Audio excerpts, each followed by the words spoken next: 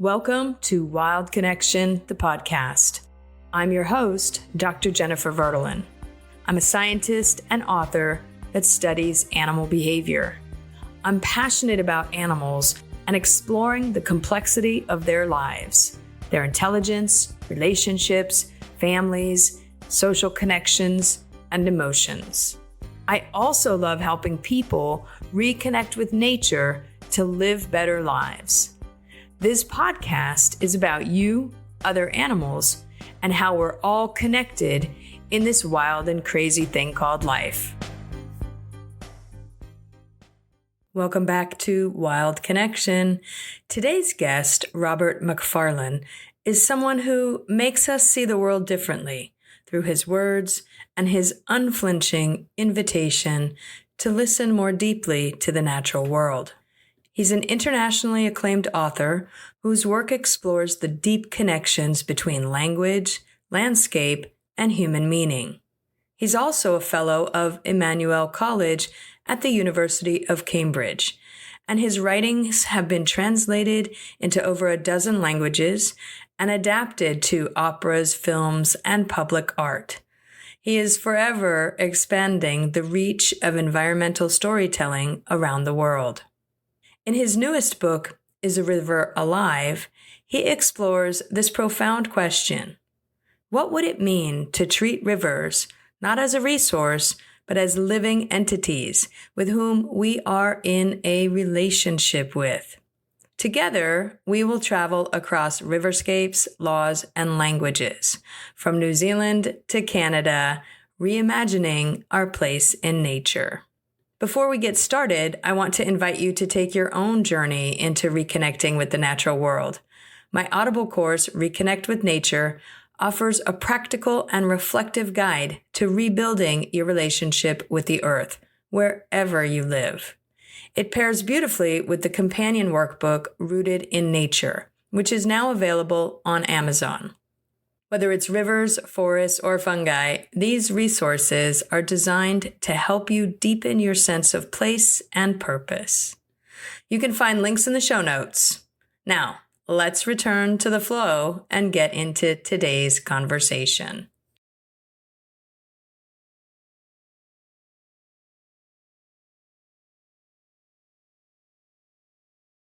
Everybody, I am really excited to welcome Robert Macfarlane to the show. We are going to talk about his new book, Is a River Alive? Welcome to the show. Thanks, Jennifer. I'm really excited to talk to you, and I'm just going to jump right into the big question that you ask in your title of your new book, Is a River Alive? What made you focus on this particular question? How did this inquiry come to you that it ended up and became a book? Well, it seems like a question we need to ask now. It's a question about life. It's a question about what we think is alive in the world and what is dead, what is matter and what is animate. And that's a very, very old question. And there are many communities and traditions and people and places where the answer to is a river alive is, well, yes, obviously a river is alive. And then because we have begun to, let's say our systems and the hour here is very much a kind of Western technocratized rationalist hour, views river as resource and not river as life force. And I became very aware of this because rivers in my country are desperately wounded, desperately stricken in England. We can come on to why that is and what's being done about it. But so I'm sort of surrounded by the death of the dying of rivers as a result of a story told about privatization, about river as resource.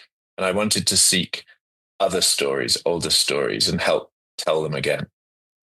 And you do so beautifully. And there are many stories in there. I want to kind of touch on something you said, where you said about a river being alive or not alive, animate, and that this is an old kind of question or kind of old idea, because you bring some of that up in the book. Well, you bring a lot of it up in the book. But, much like people have settled by the sea, rivers have always drawn us. And so why do you think that rivers are so central to us, not just physically for the physical needs that they provide, but also psychologically and spiritually? Huh. Well, that's a huge question and a fascinating one. I mean, if we just take the historical side of that to begin with, so almost every town city is built on a river. I should say by a river, and then on a river, because so many of North American, European towns and cities are also built now over rivers, over streams. So we kind of bury the streams and the rivers and the water that gave cities their birth in the first place. And so that's part of this sort of forgetting and suppressing of the of rivers' presence in our history. And then spiritually, I don't know about you, Jennifer, but I there's a river I know is my friend. I go talk to it. I go hang out with it when I'm feeling low. Cheers me up. I sometimes say rivers run through people as surely as they run through places. So tell me about you and rivers, though. Like, do you recognize that sense of river as friend, or as a scientist, do you find it hard to break out of the river as matter paradigm? Okay, so this is a really interesting question, and I've thought about it a lot. And in reading your book, I sort of asked myself, have I ever seen rivers as alive? And Mm, it's quite interesting because for me, I've always felt forests are alive, and so I do think that there's something in each of us that draws us to particular landscapes, if you will. yep, yep, And I sense that a forest is alive immediately, and I don't need to see animals to feel that way. I just feel that way, like somehow it's breathing, and I yep, can feel it, yep. and it is breathing. I mean, It technically is breathing. it is, but I mean that in a different kind of way. Like there's just an energy Yep, in that environment, and different forests feel different to me. yep, yep. And I think I've never really paid attention to a river and whether or not I felt it was alive. I know that it's there. Some rivers are kind of smoother and some are louder or have Yeah. they have different, points on them that lead to different sounds and things. And I don't think I ever felt that. And so it was really curious to me. But I'm also someone who spent a big chunk of my life just watching animals. And then the one time I had to study any plants, I was like, wow, I never even noticed you. Right. So, Well, what you're so describing, what you're describing is what Aristotle calls the great chain of being. So he arranges life, anima, in this hierarchy, and at the bottom of it is matter, which he says is inanimate, and in many ways we might continue to think that's the case, like water and rock uh, and then come plants. He doesn't talk about fungi. We'll leave that aside for now.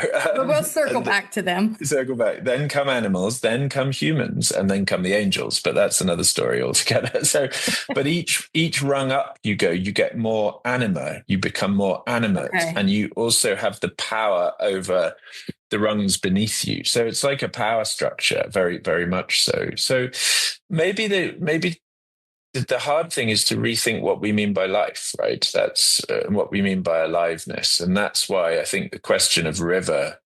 river's life is such a challenging one. Because a forest, yes, I mean, within our conventional biological definitions, the trees are alive. They're interconnected by the mycorrhizal networks, and it's a habitat, and it makes more sense to us. But the river, well, that's harder. That's harder, and that hardness interests me because it opens up a whole bunch of philosophical terrain.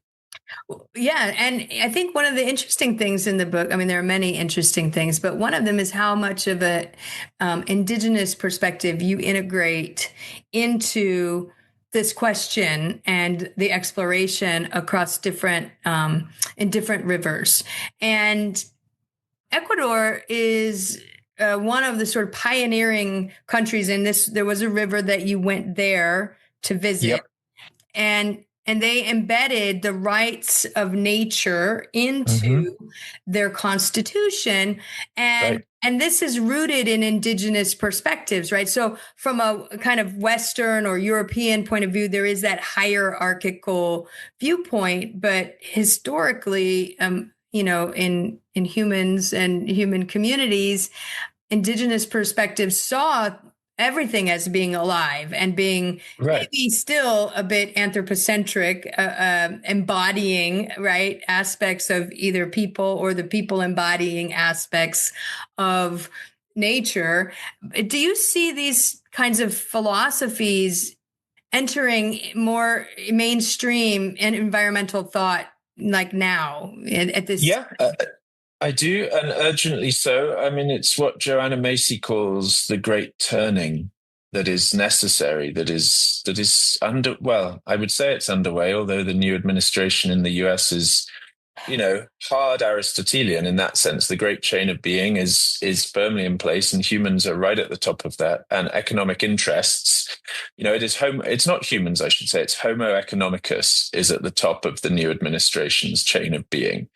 And so, the great turning, which is towards a sustainable world, a future for humans and many other species beyond, it feels further out of reach than it did a couple of years ago to me. But so yeah, the rights of nature is a really fascinating movement, and I think exactly as you say, is trying to integrate indigenous worldviews, local and traditional knowledge systems into the Western framework of rights. So, yeah, Ecuador, it revised, actually, I prefer to say reimagined its constitution in 2007 to '08. And right at the heart of it, partly because of well-organized indigenous pressure groups, but also ecofeminist groups and a general kind of leftist radicalism in Latin America at that time, installed these four rights of nature articles at the heart of the Constitution: the right of nature, forest,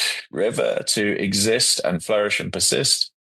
And then the state is made the guarantor of those rights, it is radical. So yeah, I was drawn to places in the world where rivers are under threat, but also where rivers are being radically reimagined as alive or as rights bearing or as dying. Yeah, and there is actually a river, which I'll come back to in 2017, that you talk about in New Zealand that was granted Whanganui, yeah. personhood.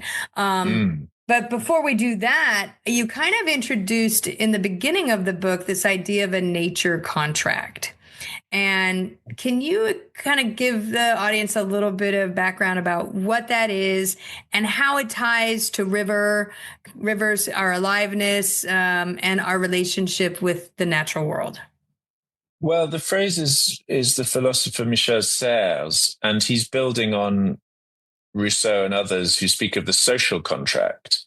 And that is the responsibility between the state and the human individual, broadly speaking. And Serres points out that contract exists, but no similar contract of mutual responsibility exists with the living world. So the very idea of a river being a rights-bearing subject is pretty wild, right? It's like, what? How do we deal with that? What does it mean? And it's wild in a rich and disruptive sense, precisely because of the affront it delivers to anthropocentric systems of relationship. So when we think of a natural contract, lots of people don't like Serres' phrase because they think it shouldn't be contractually based. It should be reciprocal. It should be gifted and all sorts of things. But for now, we'll keep it in place. There's a key word in the rights of nature movement, which is respect. And that idea of a reciprocal respect between humans and the living world and humans I think, is a really interesting and provocative one. And just to be clear, it moves away from the conventional stewardship model. So instead of saying we, the humans, are here to look after the living world, here it says no. No, no, no, no, no. That guardianship is deeply reciprocal. And the rights we're talking about, we're not giving nature rights, we're recognizing rights. The right of the river to flow has always been the case. So these are important distinctions. Yeah.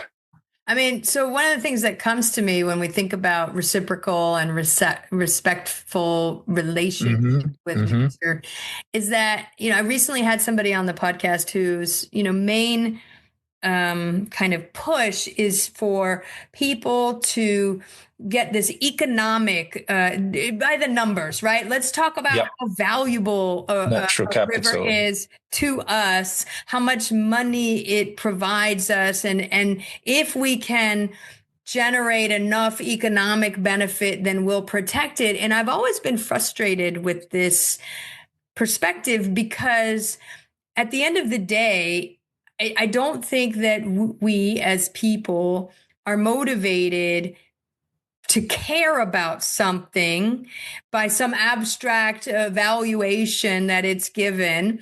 And so, how do you in your work kind of address or try to inspire a different point of view Right. than writing an economics book about the river instead of the stories and the feeling and the inherent aliveness of the river as if it was a living being and Yeah. connecting emotionally, which I think is what your book is really trying to do is have people see the story of the river and Yeah. and connect emotionally because we don't protect anything that we don't care about emotionally.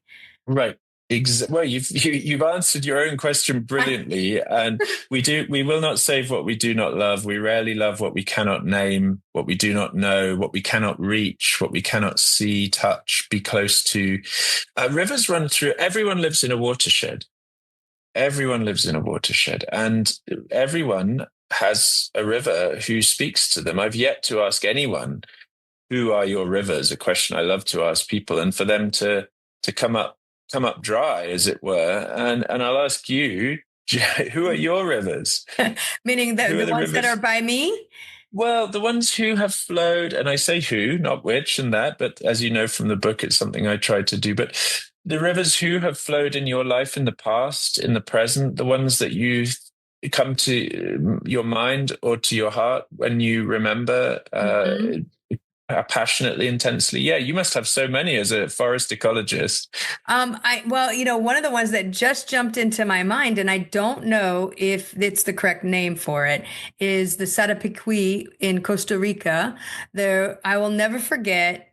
I would go and sit at the riverbank. So I went to Costa Rica on a holiday a long time ago, and I would in the evening I would go sit at the riverbank and just be with the water. And I remember a bat, knocked me on my head, and I thought that was a bit rude because you're a bat, that I'm there. It's not a surprise. You're so not, yeah. But I would every evening, that's where I would be until the sun went down because I just wanted to be by the river. So that Yeah. is one river that sticks with me. And I am embarrassed to say that in the forest where I'm currently working in Bwindi, there are many rivers. The one that I sleep near and cross every day into the forest, I can't remember the name of it, It unfortunately, doesn't. but it's It doesn't. there. Yeah, it's the river. It's the river. It's a beautiful answer, and yeah, and many people reach back to their childhood. And what I've found is that always the river is followed by the story. Like a river pulls memory with it. Story flows through it. Relations flow through it. Often it's a story about people's parents, people's childhood, people's siblings, or the creatures. Sorry, I described you as a forest ecologist. I mean, you are in the broad sense, but of course you're an ethologist, I suppose, a forest creature specialist. But so yeah, to me, it is so apparent that our lives are braided with those of rivers. Historically, in the Northern Hemisphere, at least, the period of human flourishing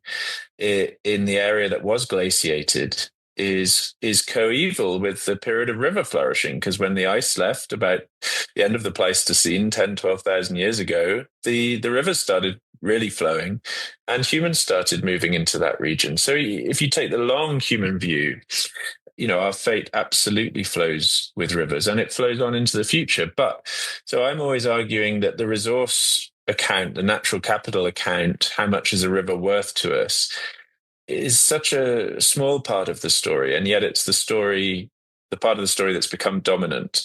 And when we think only in use value, or indeed when we forget rivers altogether, then they become disposable. We presume they will infinitely supply water to us and take our waste away. And that is what has happened in England over the past 36 years of privatization. Uh, Private equity companies have taken on our river system in the form of water companies. They have extracted 70 to 80 billion pounds worth of dividend. They have loaded up with 60 billion pounds worth of debt, and the rivers have suffered. And and here I loop back to the first body question. It's a social and an emotional impact, as well as an ecological and kind of public health impact, because communities can't gather at those rivers anymore. They're not swimmable. They're not touchable in some cases. Terrible. Yeah. And I think that, I hadn't thought about rivers as the source of stories, right? And you're right. If the rivers are polluted, I mean, I don't know. I'm now like, I'm just having a light bulb moment. So my ability to form a sentence is compromised. But I'm thinking about people always gather, even if you don't live near a river, you go to the riverbanks, you have picnics there, you Right. go. I mean, this is even the place of romantic. I've never had one, paddling on the river Yeah. with your partner Yeah. Or or just take a walk along it, take it together right. or alone. Or, I mean, an example of this is like Munich, the German city of Munich, the Isar River, which is fed by big flood and meltwater from the Candelval Alps, I think they're called. So for decades they straightened it. They put it in a concrete culvert right through the city to manage the flood risk.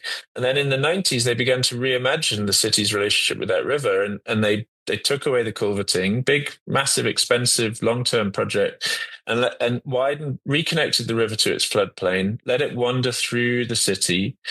And now you go on a sunny summer's day, and the Isar is just the beating heart of that city. And so many people are drawn to it, so many communities, conversations, relations, families. It's beautiful. And it's proof that the river enlivens the city. And do you think that people recognize when they go that that's what's happening for them? At some level, definitely. Whether whether you're an analyst like me or a theoretician like me who turns and says, well, we can theorize how the river is enlivening the city, or you're just like, that was a good day. That was a good day. And the river's part of that. So you go back again when the sun shines. And Santa Cruz River in Tucson has undergone extensive restoration, and the waters flow again. And now, wildlife is coming back. Yep. Yep. To the and there's a whole history of that river that's tied to our arrival in the region and survival in the region.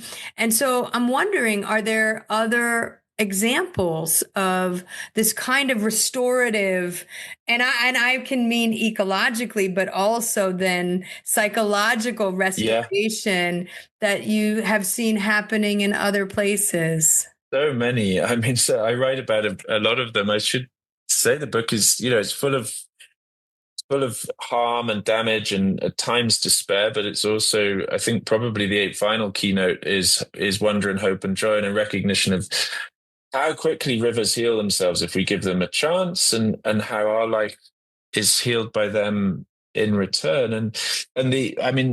Just to give one example, then an American story, the de-damming of the Klamath River, which has just come to its conclusion, as you'll know. Well, not its conclusion, a key stage in that river journey. Late last August, the fourth and final of the four big dams that were put up between 22 and 64, I think it was, along the Upper Klamath, was dismantled, and the life that has poured back into the river and the watershed since then, as a result of the incredible reimagining of the Klamath as an undammed river by the Yurok tribe, and then a broader alliance, tribal alliance, and then and then broader community consensus building over like 20 years. Incredible, incredible. And just to give one example of that, the salmon, as you will know, that used to have, that river had the third biggest salmon run on the Pacific coast, 300,000 salmon. Then that was stopped by the dams. And then I think it was one day, maybe 2 days after the Iron Gate Dam came down, the first Chinook salmon was seen spinning upstream past it. And then 2 days later, I think it was 290 salmon passed in 24 hours. And so the speed of recovery is thrilling. And with it comes food sovereignty and food security for the salmon people like the Europe tribe, and just life pours back. Yeah. And the healing extends beyond the river to those communities that were also damaged by the damage to the river, which kind of brings me to, in each place that you visited, you didn't just meet rivers, you met people. Yes. And so how did their stories and their struggles and their passion for the rivers that you were visiting shape your own perspective of the particular place where you were? Yeah, I love writing about people. As we've been talking about, rivers and people are inextricable in my understanding of them. So it would have made no sense to me to write a book only about rivers, whatever that would look like. So it was always going to be a book about rivers and people and river ideas, river thinking, river imagining. So in Ecuador, I traveled to this cloud forest, Los Cedros, and the river of the cedars, Rio Los Cedros, that was saved by this remarkable court ruling in 2021 that drew on the rights of nature articles that we've already touched on and used them to declare that the rights of the river and the forest would be violated if this gold mining that was planned for the forest were to go ahead, which they would have been. I mean, violated in the sense of destroyed. This is probably a forest that's self-regulated for about 1.5 million years, maybe like some of the forests you work in. And so I traveled there with two of the judges who authored that decision, but had never met the forest because the judgment happened during the pandemic. I traveled with an extraordinary field mycologist, a fungi specialist called Juliana Ferci, human rights and natural rights lawyer called Cesar Rodriguez Scaravito, a field recordist called Cosmo. So I had all these ears to listen through, Cosmo's ears as a field recordist, Juliana's eyes as a mycologist, Cesar's brain as a human rights lawyer, and then all these local activists and judges. And it was, so what I find when I travel with people, I get a compound eye and a compound ear, and I just love listening and looking and watching. Yeah. Well, and Juliana and I probably would have an amazing conversation about how you would. Mushrooms are world builders, really. They're just so underrated. Yes. I mean, she's trying so hard to change that, as you know, with the Fungi Foundation. And because global conservation is founded on the two Fs, flora and fauna, but she has argued for the crucial addition of the third, funga, as she would call them. Yeah. They're more animal-like than plant-like, but they're just a world onto their own. And I loved how you learned about the ant farmers. Oh yeah, wow! Terrila, I think, is the fungus that they farm. The ant, the leaf cutter ants. Yeah, agriculture. It's wild. I know.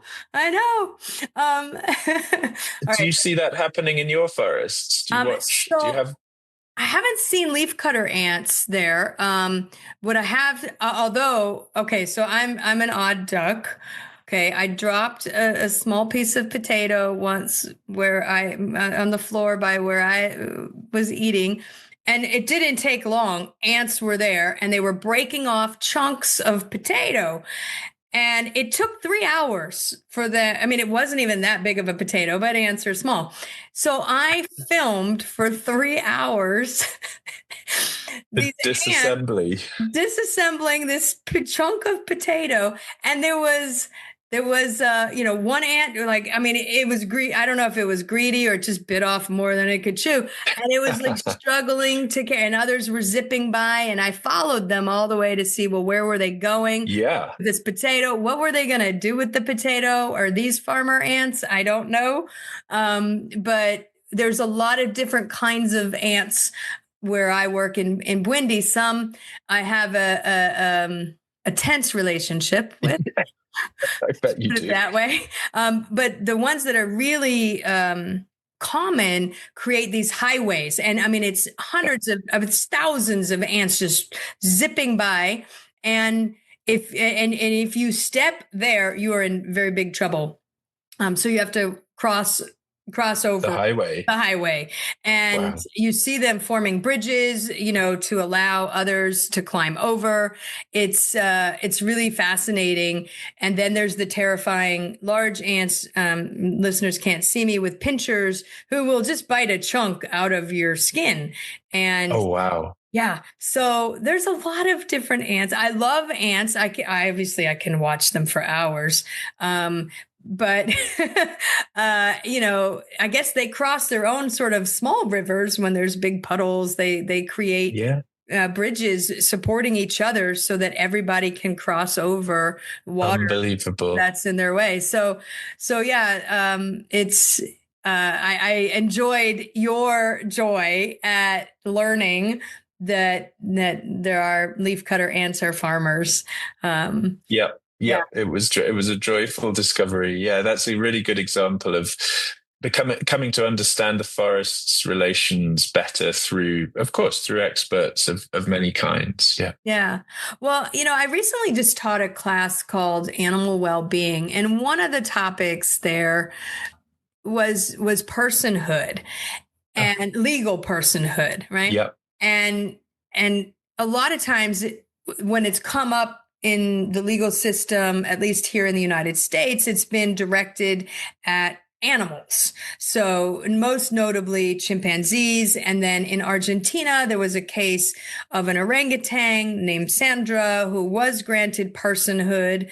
And I actually had shared with my students, which I saw in your book. I don't know if I'm going to pronounce it correctly. The Wanganui.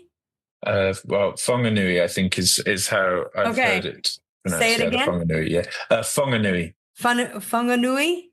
Whanganui. Yeah, Okay. exactly. In New Zealand. And that is, it has legal personhood. It does. Yes, granted at Parliamentary Act level. It's called the Te Awatupua or Whanganui River Claims Settlement Act, passed in Aotearoa, New Zealand, 2017. And is that the only river that has been granted legal personhood? And what does it mean for a river to have that Mhm. protection?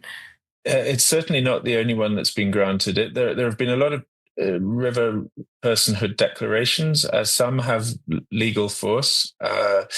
The Atrato River in Colombia in 2016, in fact, had its personhood recognized, though.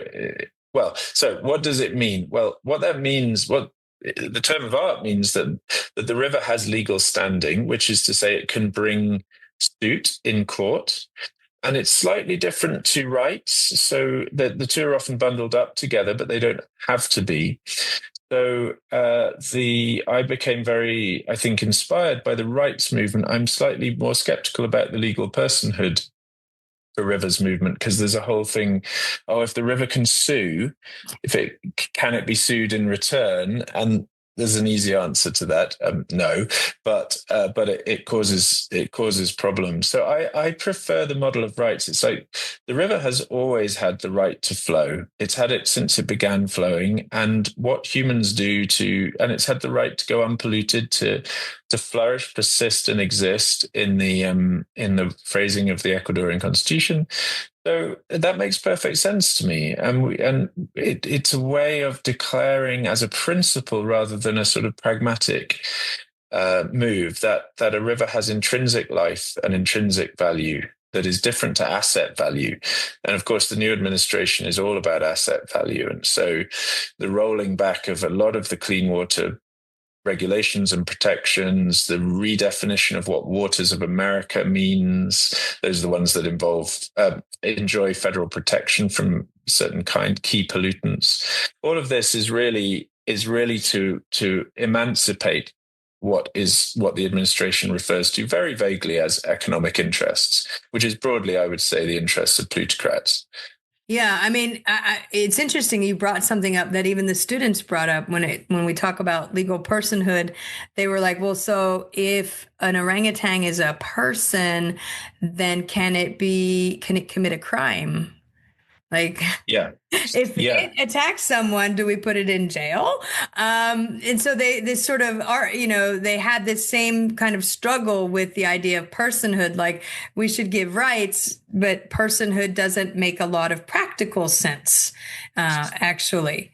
I'm broadly agree with that. There are ways that one can have a legal standing but not have legal responsibility. And one can bear rights as a human but not have responsibility. So if you're in a persistent vegetative state, you're a human and you're a rights-bearing human, but you don't have responsibilities. The same is in fact true of children. So I'd much rather our rivers have rights without having responsibilities. And also, as you probably discussed with your students, corporations amazingly have legal standing, have personhood. So Yes. you and I could go and co-found a company in the UK, a company's house, register it, and our company, a non-human entity, would immediately enjoy a whole suite of rights and the right to bring suit in court. But a river who's flowed for 10,000 years has no rights at all. Yeah. That's not right. And one could argue that corporations have rights, but not responsibilities. Yes, well, I think they do. They do under law have responsibilities. It is true, but they can be profoundly irresponsible. Let's put it like that. Yes. Okay. So coming to back to where you are, you're in the UK, right? Yes, Yes. Or you're based in the UK. based in the UK, exactly. Yes. Yeah, Cambridge, the chalk of South Cambridge. Yeah. I've always wanted to go there. But you guys were in the news a couple of years ago, I think, because beavers were given the beavers were given the right to habitat, I think, or the right to. Well, it wasn't a right that was granted; it was a license that was granted. So Okay. we have reintroduced beavers in the UK, having exterminated them like we exterminated so many of our mammals. And this actually was preceded by a period of what is known in a phrase you might recognize or might not as beaver bombing, which is the basically the illegal release of beavers. So there was a thin end of the wedge in terms of the beavers' return to the wetlands and rivers of my country, which was, yeah, multiple illegal releases. We all know who did it. I'm not going to say the name here. And everyone's decided not to ask too many questions because actually it's prepared the way for a licensing system. And now we have beavers back across the southwest. We have them up in Scotland and on the Tay, and they're just making their way. It's really amazing. It's the great mammal reintroduction success of the UK, and we've had some failures too. Well, and I feel like beavers do well in rivers that are healthy. Exactly. So everything does well in rivers that, Right. So all rivers, nothing does well in rivers that are dying. It's including humans. right. So that would mean that there are at least some rivers that are doing Yeah. well, even in the UK. And is there one that you feel especially connected to? Oh, well, there are lots. I mean, the one and I'm going to keep saying who, the river who flows through the book is this little chalk stream that rises near my house. And the watershed goes Nine Wells Wood, the spring, Vickers Brook, Hobson's Brook, the River Cam, that my town is called Cambridge, the bridge over the Cam, so a river town, and then the River Great Ouse, and then the sea at the Wash, the North Sea at the Wash. But there is another river. So I should say many of our rivers are stricken, but they're not necessarily stricken for their entire length, and they're not necessarily stricken all year round. So, of course, as you know, these levels fluctuate depending on flow rate and pollution rates and weather and drought, long-term climate and stuff. There's a stunning river called the Nar, which is another chalk stream river. Chalk stream ecologies are incredibly rare, 200 to 300 chalk rivers or streams in the world. and England has 80% of them. So it's like a Great Barrier Reef, I sometimes say. Like, we've got to imagine that we lived on this miraculous ecosystem, super rare ecosystem, which we do, but everyone forgets that. So, but the Nar is like, it's undergone restoration. So it's been re-wiggled, re-meandered, and that's introduced a dynamism to the flow, scoured the bed more. And when I walk that river, and I walk it once a year, like walk upstream in the middle of it, because it's shallow, the life, I come out and I feel silver. I feel, I feel so alive. The pike, the kingfishers, the otters, the mayflies, the caddis, moorhens, the marsh harriers, they're all there. And the river is a life force. It's beautiful. You know, you work in a lot of different topics. You've written many, many books, and you also create operas and plays. Yeah. So how do these different creative expressions work in harmony for you? And what impact do you hope your work has across these different forms? Well, I love collaboration. A river is a collaboration. A river is a wonderful collaboration of tributaries and branches and water sources and humans are more than humans and all the rest of it. So I think of the work I do as like a kind of river. There are a lot of tributaries to it. So yeah, I write films and plays and operas and libretti for big choral works and poems. And I write a lot of songs with a lot of musicians, lots of albums. And then I write these big books, the big books as I call them, of which Is a River Alive is one. And the very first one I wrote 22 years ago, called Mountains of the Mind, is another. And there have been, I think, five big books in between them. So nonfiction works, but I always say, what a weird phrase nonfiction is. It's the thing that is not fiction. Is that the best we can do? It's so strange. You don't notice it, and then you're like, duh, it is a weird name. Anyway, so I've learned from all of those other forms. I've learned how to write nonfiction with even more adventure and experiment, at least the attempt of that. So the books are filled with characters and dialogue and patterns and images and different pacings. And I've learned about story beats and big rhythmic structures across whole books. So I just love learning from other creators who I collaborate with and other forms that I work in. And as for what I want them to do, I mean, our rivers are so fragile. 0.005% of the world's water flows in rivers. But they are just utterly intertwined with our fate historically and our fate in the future and the fate of the planet. So this guardianship movement, the river guardianship movement, I sometimes call, which I've just seen all over the planet now. And I've realized it's incredibly energetically at work in my own country now as we deal with this crisis, and across the US, of course, and North America generally. That's what I want to do. I want to help drive a shift in the ways we imagine rivers, the stories we tell about them, and the ways we treat them in our systems and our structures. And I've met so many people over the past few months since the book came out who that is their work too, the work of the heart. It's interesting. I think for everyone should get a copy of Is a River Alive, because aside from taking us on this journey to these different rivers and experiencing the lives and the stories of the people that you were with, I know I won't ever look at a river and go, meh, again. I mean, right? Yeah. I will always be thinking, well, what is my story about this river? Oh, Or great. is there someone who has a story about this river? I wonder what it is. Yes. I want to That's know that such a good story. question. Yeah. That's such a good way of thinking about it. Not just my story, because the river is never only one person's story or one person's possession. Or yeah, what are the stories? And that's why, I mean, thinking about rivers can be actually a very decolonizing work, because when you follow river stories back, you begin to find languages, and you don't even need to follow them back at all. Those languages and experiences and cultures often are absolutely close, absolutely at the surface. So yeah, what stories does this river tell? Does this river hold? And if that's that's the outcome. That's the beginning of many things. I think that's the beginning, not the end. Yeah. Well, and maybe by asking people that question as we move in our day-to-day lives when we're happening to be on a river, we remind the people who tell us the story about their own story of the river. Exactly. Right. Exactly. And that's all about reconnecting people to themselves and to their own lives. I can imagine, I know somebody I want to ask about a story about the river, and I'm going to probably watch that remembrance, right, come over them. And then they look at the river differently than they were just looking at it. And Brilliant. so I was so intrigued by the title, and I was so pleasantly surprised by the depth and the richness of your book. And so thank you for writing it.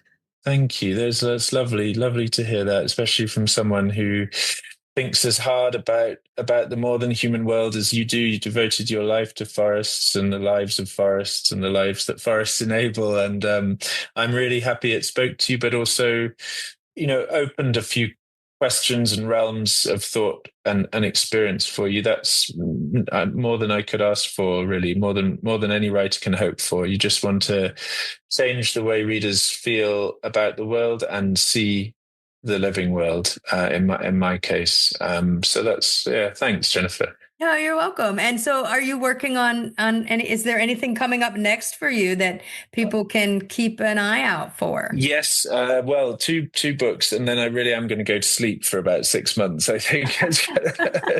After 11 books in 22 years, two more to come. No, a huge book it's just called The Book of Birds, which I've made with this artist, Jackie Morris, who I made the Lost Words and the Lost Spells with. And we're trying to reimagine what a field guide looks like, and use poetry and song, poetry and a kind of prose poetry. And then Jackie's extraordinary art. She's one of the great bird illustrators of the tradition, I would say. And she's a woman. And if you look back at bird illustration within the Western tradition, John James Audubon, McGillivray, all of them, they're almost all men. Buick, it just keeps going back. So Jackie's bucking that trend. She's a watercolorist. She works with gold leaf as well. So The Book of Birds will be out next year. Yeah.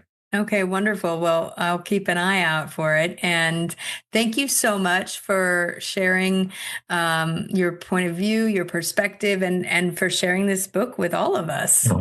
Thanks. It's been lovely to light it up and think about these things with you, Jennifer, today. So thanks so much. Thank you so much for joining me and Robert Macfarlane for this conversation about rivers, language, and the living world. I hope it left you thinking a little differently about the flow of water, and maybe even the flow within yourself. And speaking of flow and living systems, in our next episode, I'll be going underground, literally and metaphorically, as we explore fungi, the unseen forces that shape our world. I'll be doing this with biologist and author Emily Manassan, whose latest book is called Blight. If you enjoyed the fungal threads in this episode, you won't want to miss what's coming next. Don't forget, if you're looking for ways to deepen your connection with the natural world, my Audible course, Reconnect with Nature, and the Rooted in Nature workbook are available now. They're full of reflections, practices, and invitations to slow down, tune in, and find your place in this ecological world. And if you're curious about what river restoration looks like in action, check out my YouTube video on Wild Connection TV about the Santa Cruz River. In that video, I explore how history, ecology, and community come together to bring a desert river back to life.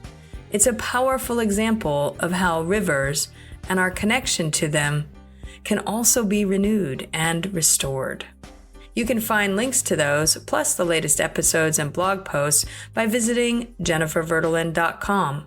And while you're there, make sure to sign up for Wild Connection newsletter to stay grounded and inspired. Until next time, keep listening to rivers, to roots, and to your Wild Connection.